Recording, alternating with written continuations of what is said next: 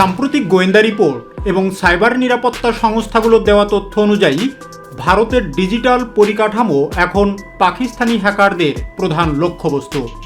সরকারি ওয়েবসাইট থেকে শুরু করে প্রতিরক্ষা বিভাগ, এমনকি সাধারণ মানুষের ব্যাংকিং তথ্য সবই রয়েছে ঝুঁকির মুখে। কেন হঠাৎ পাকিস্তান থেকে এই তৎপরতা বেড়ে গেল? কোন কোন গ্রুপ এর পিছনে কাজ করছে?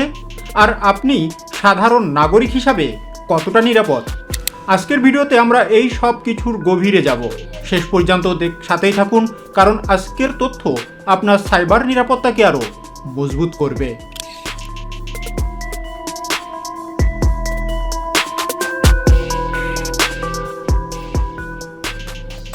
সীমান্তের লড়াই তো আমরা অনেক দেখেছি, কিন্তু বর্তমানে এক অদৃশ্য লড়াই শুরু হয়েছে। যে লড়াই সীমান্তে নয়, বরং আপনার হাতের স্মার্টফোনে, কম্পিউটারে কিংবা দেশের বড় বড় সার্ভারে।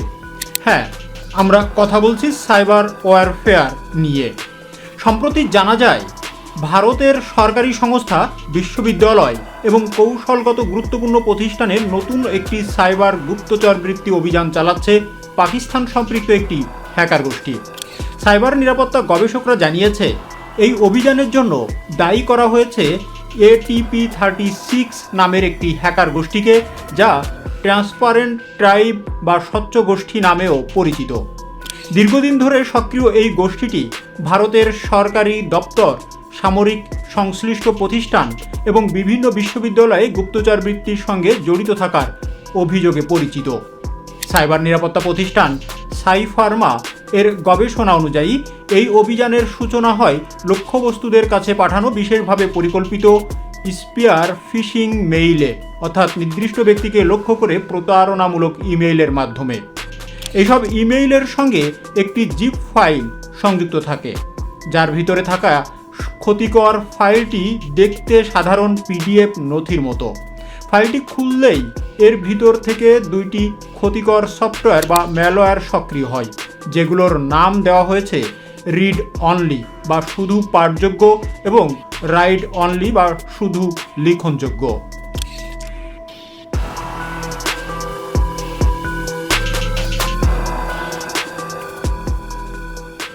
এই ম্যালওয়্যার অত্যন্ত নীরবে আক্রান্ত কম্পিউটারে নিজেদের স্থায়ীভাবে স্থাপন করে এবং সিস্টেমে কোনো ধরনের অ্যান্টিভাইরাস সফটওয়্যার বা ভাইরাস প্রতিরোধী প্রোগ্রাম রয়েছে তার উপর ভিত্তি করে নিজেদের কার্যক্রম পরিবর্তন করে নেয়। সাইফার্মা জানায়, এইসব ম্যালওয়্যারের মাধ্যমে হ্যাকাররা দূর থেকে আক্রান্ত কম্পিউটার নিয়ন্ত্রণ করতে পারে, গোপন ও সংবেদনশীল তথ্য চুরি করতে পারে এবং দীর্ঘ সময় ধরে নজরদারি চালাতে সক্ষম হয়।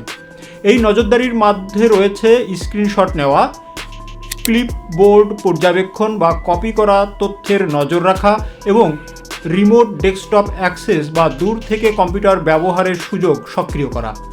গবেষকরা আরও সতর্ক করেছেন, ক্লিপবোর্ড পর্যবেক্ষণের এই সুবিধা ব্যবহার করে কপি করা তথ্য চুরি করা বা পরিবর্তন করা সম্ভব, যা বিশেষ করে ক্রিপ্টোকারেন্সি লেনদেন এর ছিনতাইয়ের মতো গুরুতর ঝুঁকি তৈরি করতে পারে।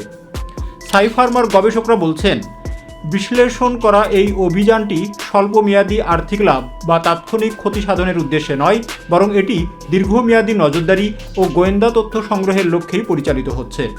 এই তৎপরতা রাষ্ট্র সমর্থিত গোয়েন্দা অধিকারে এর সঙ্গে সামঞ্জস্যপূর্ণ। এর আগে গবেষকরা ট্রান্সপারেন্ট ট্রাইবকে কিছু প্রতিদ্বন্দ্বী সাইবার গুপ্তচর গোষ্ঠীর তুলনায় প্রযুক্তিগতভাবে কম উন্নত হিসাবে চিহ্নিত করলেও একই সঙ্গে তারা এই গোষ্ঠীর দীর্ঘস্থায়িত্ব, ধারাবাহিক তৎপরতা এবং সময়ের সঙ্গে কৌশল পরিবর্তনের সক্ষমতার কথাও উল্লেখ করেছেন।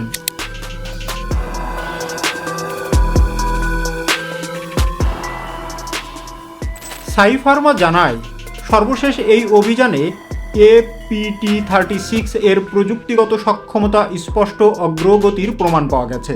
এর মধ্যে রয়েছে উইন্ডোজ অপারেটিং সিস্টেমের বিশ্বস্ত উপাদান অপব্যবহার, পরিচিত ফাইল ফরম্যাট ব্যবহার করে প্রতারণা এবং বহু স্তর ভিত্তিক ফাইলবিহীন আক্রমণ কৌশল, যেখানে সরাসরি ফাইল সংরক্ষণ না করেই আক্রমণ চালানো হয়।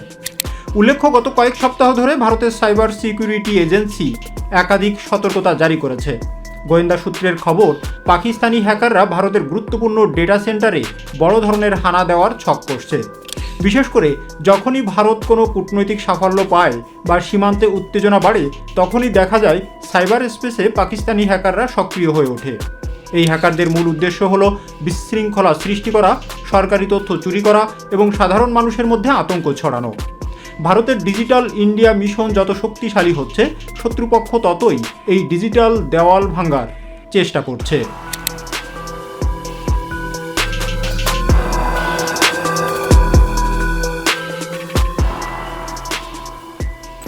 প্রশ্ন উঠতে পারে, এই হ্যাকাররা কি একা কাজ করছে? গোয়েন্দাদের মতে এর পিছনে রয়েছে সুসংগঠিত কিছু গোষ্ঠী, যাদের মধ্যে অন্যতম হলো এরা মূলত ডিডোস অ্যাটাকের মাধ্যমে ওয়েবসাইট ডাউন করে দেয়। এরা গুরুত্বপূর্ণ তথ্য ফাঁস করার জন্য পরিচিত। বিশেষজ্ঞরা মনে করেন এই গোষ্ঠীগুলো পাকিস্তানি গোয়েন্দা সংস্থাগুলোর মদদে কাজ করে। এদের আক্রমণের ধরন এখন আগের চেয়ে অনেক উন্নত। এরা শুধু ওয়েবসাইট হ্যাক করে নিজেদের বার্তা দেয় না, বরং গোপনে ম্যালওয়্যার ঢুকিয়ে দেয় যাতে বছরের পর বছর ধরে তথ্য চুরি করা যায়। পাকিস্তানি হ্যাকারদের টার্গেট লিস্ট বেশ লম্বা। তারা মূলত ভারতের 4টি প্রধান সেক্টরকে লক্ষ্য করেছে। ভারতের প্রতিরক্ষা মন্ত্রক বা সেনা কর্মকর্তাদের ব্যক্তিগত ডিভাইস হ্যাক করে স্পর্শকাতর তথ্য পাচার করা, সাধারণ মানুষের কষ্টার্জিত টাকা হাতিয়ে নেওয়া এবং ভারতের অর্থনীতিকে ধাক্কা দেওয়া। বিদ্যুৎ ব্যবস্থা বা রেলওয়ে সিগন্যালিং সিস্টেম হ্যাক করে পুরো দেশকে অচল করে দেওয়ার ষড়যন্ত্র। মনে করে দেখুন, কয়েক মাস আগে AIIMS এর সার্ভার হ্যাক হওয়ার ঘটনাটি, যেখানে কয়েক লাখ রোগীর ব্যক্তিগত তথ্য ঝুঁকির মুখে পড়েছিল।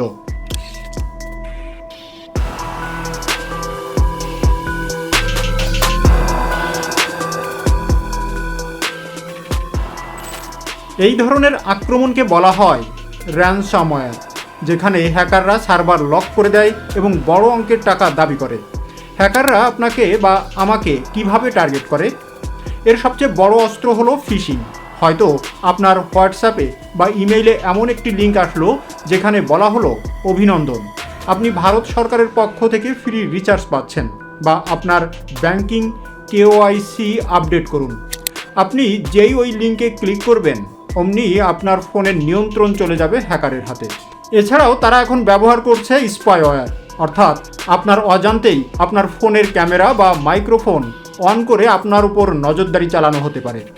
পাকিস্তানি হ্যাকাররা সোশ্যাল মিডিয়া ফেক প্রোফাইল তৈরি করে ভারতীয় জওয়ানদের সঙ্গে যোগাযোগ করার চেষ্টা করে, যাকে হানি ট্র্যাপিং এর ডিজিটাল সংস্করণ বলা হয়।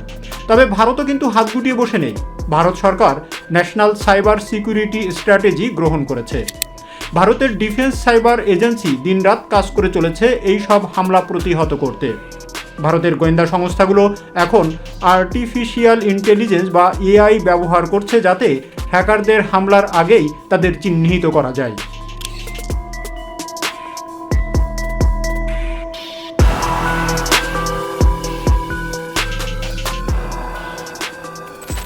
একাধিক পাকিস্তানি ওয়েবসাইট এবং সোশ্যাল মিডিয়া পেজ ইতোমধ্যে ব্লক করা হয়েছে। ভারত সরকার সাধারণ মানুষের সচেতনতার জন্য সাইবার সেফ পোর্টালে নিয়মিত আপডেট দিচ্ছে। কিন্তু মনে রাখবেন, প্রযুক্তির লড়াইয়ে সবচেয়ে বড় সুরক্ষা হলো ব্যবহারকারীর সচেতনতা। ডিজিটাল ইন্ডিয়া আমাদের জীবনকে সহজ করেছে ঠিকই, কিন্তু এর সাথে সাথে আমাদের দায়িত্বও বেড়েছে। পাকিস্তানি হ্যাকাররা ভারতের ডিজিটাল সীমানায় অনুপ্রবেশের চেষ্টা চালিয়ে যাচ্ছে প্রতিনিয়ত। কিন্তু আমরা যদি সচেতন হই, তবে কোনো ভাইরাস বা কোনো হ্যাকার আমাদের ক্ষতি করতে পারবে না। আপনার ডিভাইসে কোনো সন্দেহজনক কিছু লক্ষ্য করলে সাথে সাথেই cybercrime.gov.in এই রিপোর্ট করুন। আজকের এই ভিডিওটি আপনার বন্ধুদের এবং পরিবারের সাথে শেয়ার করুন, কারণ আপনার একটি শেয়ার কাউকে বড় বিপদ থেকে বাঁচাতে পারে। আপনাদের মতামত আমাদের কমেন্ট বক্সে জানান। আমাদের চ্যানেলটি সাবস্ক্রাইব করুন এবং এই ধরনের আরও গভীর বিশ্লেষণের জন্য আমাদের চ্যানেলটি সাবস্ক্রাইব করে বেল আইকনটি প্রেস করতে ভুলবেন না। খুব শীঘ্রই দেখা হবে আপডেটেড কোনো বিষয় নিয়ে। ধন্যবাদ।